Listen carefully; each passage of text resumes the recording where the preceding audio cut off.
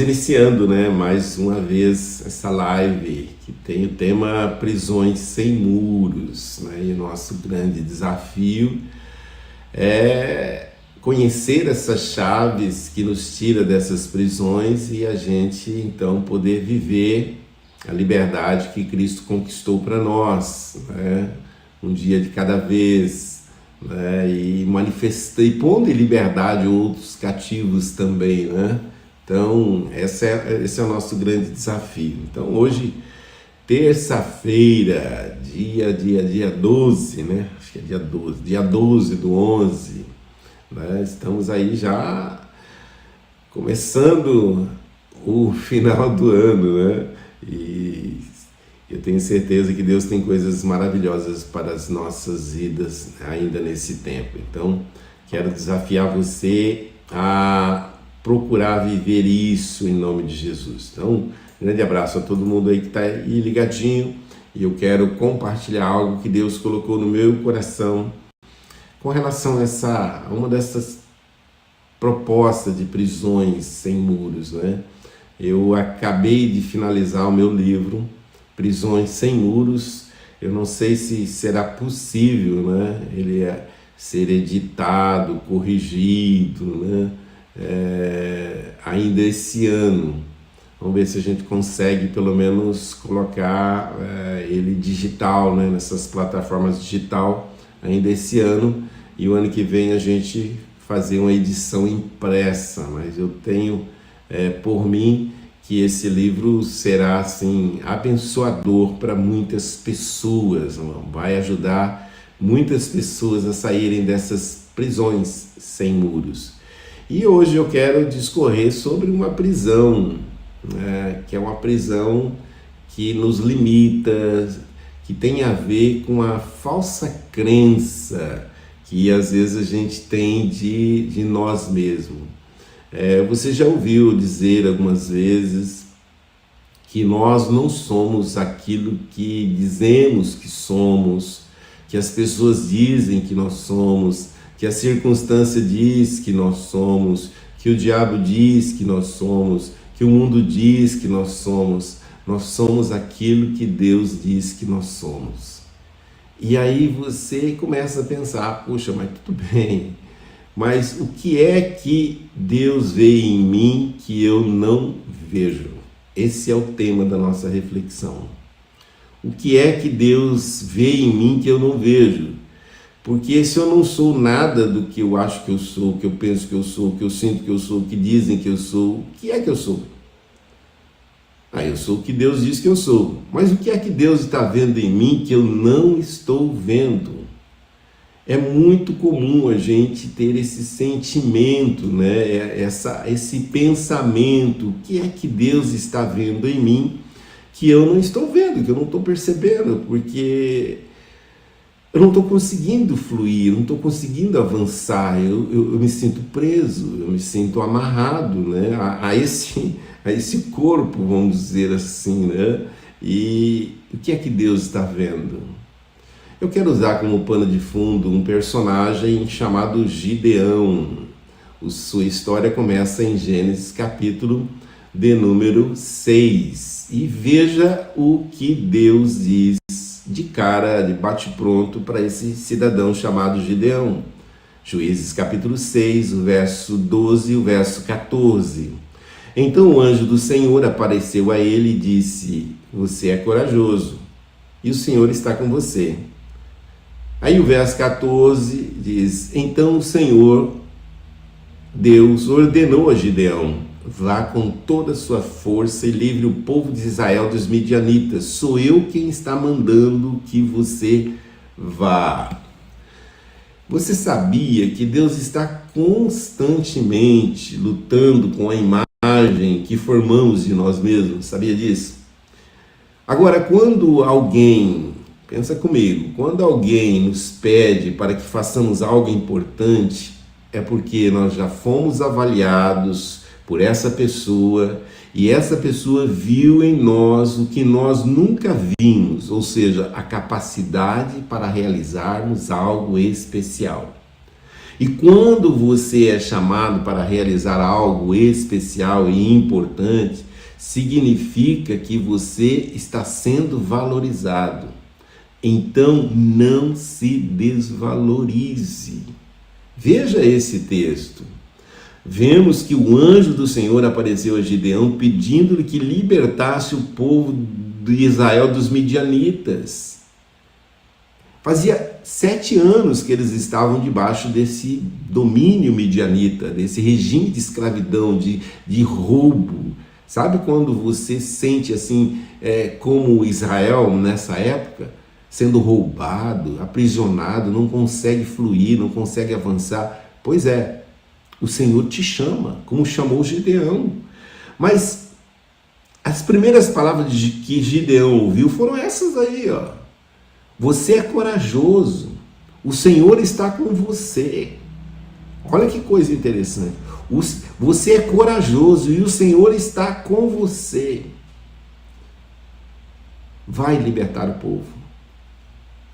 Essa era a forma como Deus via Gideão. Agora veja como Gideão se via. Ele diz: Senhor, como posso libertar Israel? A minha família é a mais pobre de Manassés e eu sou a pessoa menos importante da minha família. Essa era a imagem que Gideão tinha de si mesmo. Ou seja, Gideão possuía crenças erradas acerca de Deus que provavelmente lhe foram passadas pela circunstância, por pessoas do convívio dele. E é interessante que Gideão, ele ainda questiona Deus, porque ele fala para Deus o seguinte, ele fala assim: se o Senhor, verso 13, se o Senhor Deus está com o nosso povo, por que está acontecendo tudo isso com a gente? Onde estão as coisas maravilhosas que os nossos antepassados nos contaram que o Senhor costumava fazer quando nos trouxe do Egito? Ele nos abandonou e nos entregou aos midianitas. Ou seja, Gideão está dizendo para Deus: Deus, se o Senhor está com o seu povo, por que tanto sofrimento? Se o Senhor está com o seu povo, por que não realiza mais milagres? Se o Senhor está com o seu povo, por que nos abandonou? Muitas vezes essas são as nossas crenças. Se o Senhor está comigo, por que eu estou sofrendo? Se o Senhor está comigo e eu tenho orado, por que as coisas não acontecem? Sabe, quando você tem uma visão distorcida da imagem de Deus e do seu poder, você vive debaixo de um manto, sabe, de medo, de insegurança, de dúvida, de fraqueza e de incredulidade. É dessa forma que você acaba se vendo, sabe, como Gideão, impotente, incapaz. O que eu posso fazer se Deus já não faz mais aquilo que fazia outrora? Talvez essa seja o seu, sabe, o seu nó hoje. Era o nó de Gideão. Gideão estava vivendo aquele contexto. Ele fazia parte da nação de Deus, do povo de Deus, tinha promessas de Deus, tinha promessas da presença, tinha promessas da intervenção de Deus, mas nada. Prisão, humilhação, vergonha, roubo, saque. O que é que Deus está vendo em mim que eu não estou vendo? Primeira coisa que eu observo, listei apenas 3 coisas aqui, do que é que Deus está vendo em mim, que viu em Gideão e que vê em você, que nós não vemos. A primeira coisa, quando eu vejo os problemas, Deus vê o meu potencial. Gideão estava vendo tão somente os problemas, o domínio dos midianitas, tendo que trabalhar escondido para tentar salvar alguma coisa da sua plantação, mas o que Deus estava vendo é que ele era um homem valoroso. Deus estava vendo o potencial dele. Sabe, quando eu e você estamos vendo também só as nossas lutas, só as nossas dificuldades, e aí Deus vem e nos confia uma missão, porque assim como ele confiou a Gideão uma missão, ele confia a mim e a você também uma missão, que é para ir por todo mundo, pregar o evangelho a toda criatura, fazer discípulo em todas as nações, pôr em liberdade os cativos, curar os enfermos. Essa missão é dada a todos nós. Agora, teria que ser missão dada, missão concluída. Mas aí a gente diz assim, puxa, mas eu não posso, eu não tenho condições, eu não tenho força. O problema é grande. Só que Deus, quando Ele te alistou, quando Ele te chamou, assim como chamou Gideão, Ele está vendo o seu potencial. Você é corajoso, você é corajosa. Essa é a primeira coisa que eu observo aqui, que Deus vê em Gideão, e Deus vê em mim e vê em você. Embora os nossos olhos muitas vezes foquem nos problemas, Deus foca naquilo que Ele já colocou em nós, que é a capacidade para solucionar não apenas aqueles nossos problemas, mas aqueles problemas que estão afligindo pessoas ao nosso redor. Foi isso que Deus disse para Gideão. Sabe a segunda coisa que Deus vê em nós e que nós não vemos? É que quando eu me vejo fraco, Deus compartilha a sua força para comigo. O que é que Deus diz para Gideão? Gideão, você é um homem corajoso, você é um homem valoroso, e eu estou com você. A minha presença está com você.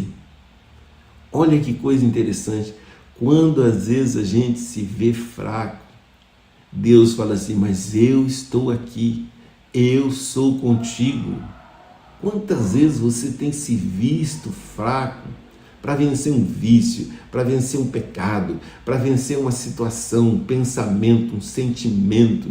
Quantas vezes você tem se sentido fraco, limitado, impotente? Só que você perde de vista a presença desse Deus que compartilha a sua força para conosco. Tem um personagem que viveu essa realidade, o seu nome é Paulo. Ele passou por situações adversas. Ele tinha um espinho na carne, que ele ora a Deus para que Deus tirasse aquele espinho. Não sei se era enfermidade, não sei o que era. A Bíblia não dá assim orientações, instruções claras para a gente ter um discernimento do que era realmente esse espinho na carne. Mas era um problema, era uma bucha, né? Era algo que ele carregava, a ponto dele ter orado 3 vezes, e aí Deus responde para ele. Mas ele me respondeu, a minha graça é tudo o que você precisa, pois o meu poder é mais forte quando você está fraco.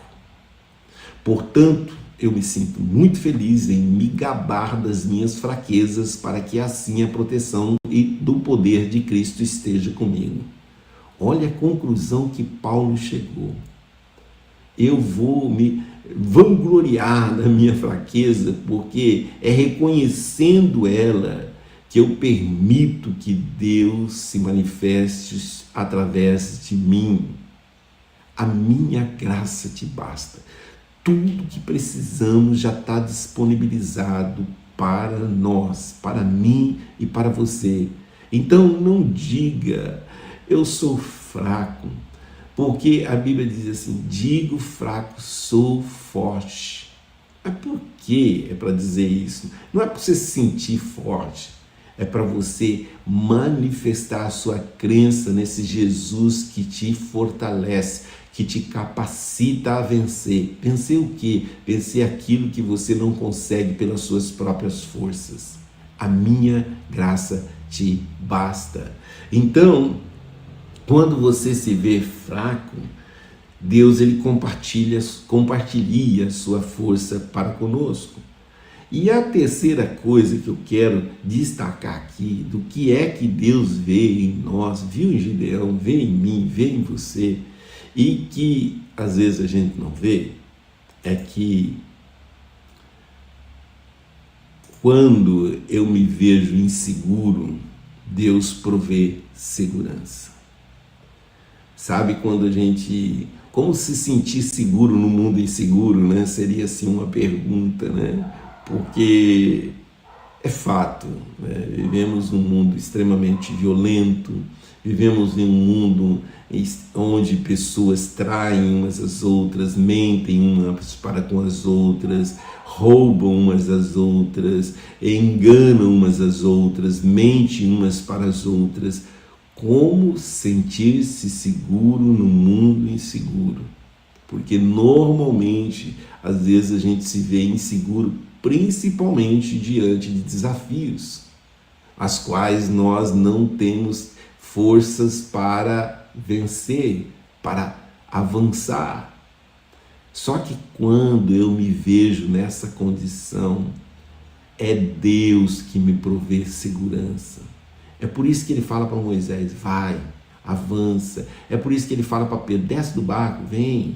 É por isso que ele fala para a gente dar o primeiro passo, que quando a gente dá o primeiro passo, ele coloca chão sobre os nossos pés.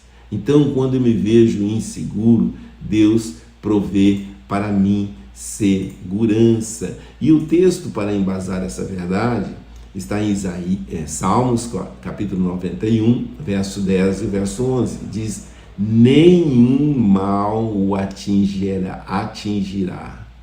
Nenhum mal. Sabe o que é isso? É algo absoluto. Nenhum mal, está dizendo de algo espiritual, o atingirá. Desgraça alguma chegará à sua tenda, porque a seus anjos ele dará ordens a seu respeito para que o protejam em todos os seus caminhos. Olha que coisa absurda e absoluta essa que Deus ele disponibiliza para mim, para você, para que a gente se sinta seguro no mundo inseguro, para que a gente se sinta seguro diante dos gigantes da vida, dos Golias da vida, para que a gente avance, para que a gente conquiste, para que a gente se torne imparável. O que é que Deus vê em mim que eu não vejo? Eu quero orar por você, para que seus olhos sejam abertos, para que essas verdades se tornem letras garrafais no seu coração e mente, para que você saia vencendo e para vencer, como Gideão, que foi um instrumento de libertação para o povo que estava cativo sob o domínio dos midianitas durante 7 anos. Eu tenho certeza que há uma missão dada para você e que ela precisa ser cumprida, e você não pode mais ficar com desculpas, com justificativas, porque o Senhor é conosco para nos guardar, para nos dar estratégias, para nos fortalecer, para fazer com que a gente se torne mais que vencedor. Quero orar por você. Nosso Deus e nosso Pai, nosso coração é grato a Ti, Senhor, pela Tua palavra, e principalmente pela sua doce presença que não desistiu de nós, embora muitas vezes te percamos de vista em meio a tantas lutas, em meio a tantas dificuldades, em meio a tantas vergonhas, em meio a tantas limitações, mas o Senhor é conosco, o Senhor sempre vem ao nosso encontro, e eu tenho certeza que nessa manhã o Senhor veio ao encontro de pessoas, como aquele anjo foi ao encontro de Gideão para dizer para ele que ele era corajoso, que o Senhor estava com ele. E eu tenho certeza que esse homem, essa mulher, esse moço, essa moça também está recebendo essa mesma visitação. E o Senhor dizendo para cada um deles, para cada um de nós, que somos fortes, que somos valorosos, que somos corajosos, e que principalmente a sua presença é conosco. Então, Senhor, que essas verdades comecem a balizar o caminho que cada um de nós precisa tomar rumo à redenção, rumo à libertação, rumo a conquistar o impossível. Então vem, Senhor, vem e levanta, Senhor, esses Gideões nesse dia, Senhor, com os nomes de Maria, de Tiago, de Antônio, de Viviane. Levanta, Senhor, cada um desses internautas como os Gideão, para, Senhor, ser esse instrumento de redenção na sua família, nas suas áreas de influência. Ó Deus, em nome de Jesus, capacita a cada um de nós e mostra para cada um de nós aquilo que o Senhor tem nos dado como habilidade, como capacitação, para que a gente possa ver e perceber que não somos frágeis, que não somos derrotados, que contigo somos mais do que vencedores. Então, sê com cada um e abençoe a cada um, que esse dia, essa semana, esse mês, esse restinho de ano seja um tempo extraordinário de conquista, sabe, de viver algo maravilhoso da sua parte. Pai, no nome de Jesus eu te peço, no nome de Jesus eu te agradeço. Amém, amém e amém e amém. Que Deus abençoe grandemente a sua vida. Eu quero lembrar você que é que Deus vê em mim, vê em você que você não está vendo. Ele está vendo em você a força, o potencial, ele está vendo a segurança que ele tem dado a você, disponibilizado a você. Afinal, o anjo do Senhor acampa-se ao redor do que os teme e os livra. É isso aí. Quer mais? É pouco para a sua vida. Deus tem mais para cada um de nós.